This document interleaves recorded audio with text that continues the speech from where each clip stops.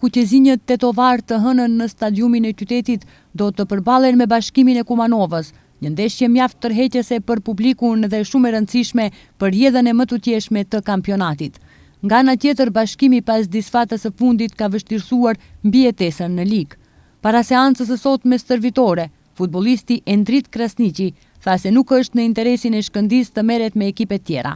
Synimi i tyre mbetet rrugëtimi për titullin kampion. Unë mendoj që Shkëndija nuk ka interes më marrë me ekipe tjera se çfarë pozite jem. Ne jemi duke luftuar për titullin kampion dhe do të vazhdojmë të luftojmë deri në fund. Kështu që besoj që Allahet do ja arrijmë. Bashkimi të urojmë që pas ndeshjes tonë të mbes në ligë dhe të ketë më të qetë kampionatin, por neve na intereson vetëm fitoria. Për ndeshjen kundër Bashkimit tashmë janë mobilizuar edhe ballistët. Në Tetov përmes pankartave bëhet thirrje për mbështetje masovike në tribuna. Mbështetja e tyre vlerësohet nga futbollistët e Shkëndijës. Unë mendoj që ballistët për neve janë një përkrahje shumë e madhe, kështu që i ftoj të vinë në numër sa më të madh dhe të na përkrajnë që së bashku të arrijmë qëllimin që e kemi.